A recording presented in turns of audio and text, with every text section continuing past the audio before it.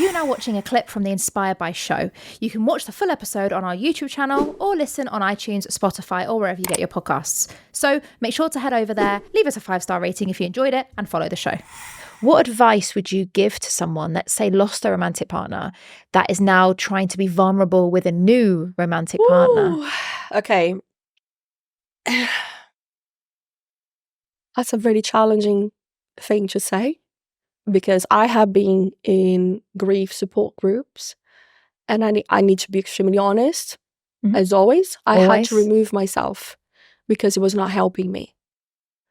Because there is so much pain that we also need to honor. Yeah. So saying, just do this, just do that, it's very general, very generic.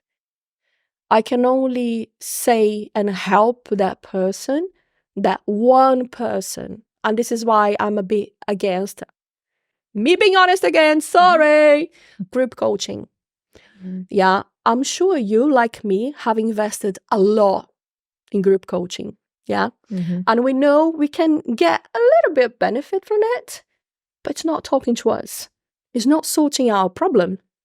Yeah. So we invest in loads of things that we never get the benefit. Yeah. So just say one thing that can help everyone. I think I would be very unfair.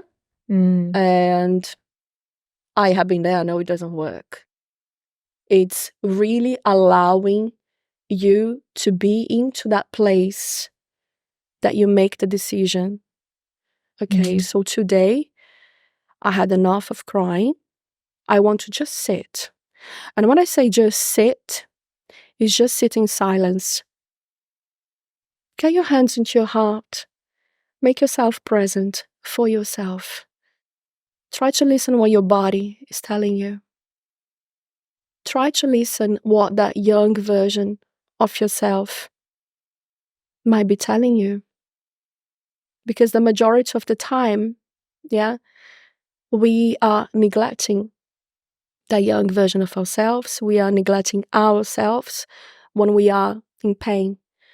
And I'm saying that because I remember looking myself in the mirror and I was like, what am I doing? I'm getting older so fast, crying every single day. And no one actually was able to help me. You know, coming from the background of personal and spiritual development, I have chosen probably 2 to 3 people that I was happy to see. I was happy to be raw. I was happy to cry in front of them because I knew they wouldn't be bothered about me crying on and on and on and on. They was happy to just sit for me. You know, and I think this is one of the beauty with the counseling skills, yeah, which is exactly what you're doing now to me. Give me the space and just be there for me and just listen. And sometimes people need to understand that space, yes, but don't disappear from people's life. Because we also grieve the ones that have been to our loved one's life and suddenly they're not there.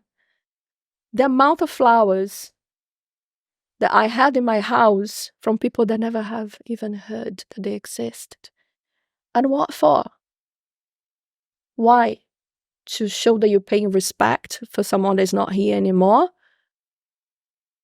So if you are listening to us today, give a beautiful hug, a beautiful smile to a stranger, to someone that you already share, you know, the environment with. We have people that every single day, what's there close to them? Their phone. When was the last time that you was able to just look yourself in the mirror and just say, you know what? I really love you. Oh my God, you know that little fat that you have, that shit, I love that too. That's part of us, you know, because you love what you eat. Yeah. Instead of saying, you had put weight again. How dare you? Look how you look like. No, it's actually enjoying, you know, and remember that you can be your best friend. And once you are into that state that you love yourself for who you are, you don't fear anyone to look for flaws and imperfections on you, because you know they exist anyway. You have made peace with them. Yeah. And something that I never forget that. One of the interviews that I have watched from Anitta, a very famous Brazilian singer, she was talking about the amount of plastic surgeries that she had. Yeah. And what I understand that from, when you listen something and the person says one thing, yeah, and you absorb whatever you wanted from that conversation. I have watched the interview, and what I heard is, so she's also saying to us, it's okay to love yourself. It's okay to accept yourself for who you are. But if you also have money and you can afford to change the little things that you're not happy with, oh yes, baby, go for it. Do it.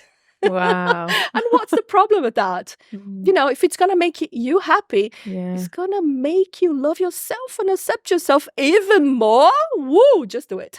So yeah, I thought this is what I got from the interview, even though this might not be the words that she used. Yeah, that you took what you needed out of it at that time. But I think that you're right, though. It's about being happy with yourself. I'm a massive believer in you can't be happy with other people unless you're happy with yourself. We're all heard of the phrase, you can't expect someone to love you if you don't love you first, And I think it's so inspiring what you shared, Marcela, around all your story. And thank you for being so open and transparent. It's a massive part of our show.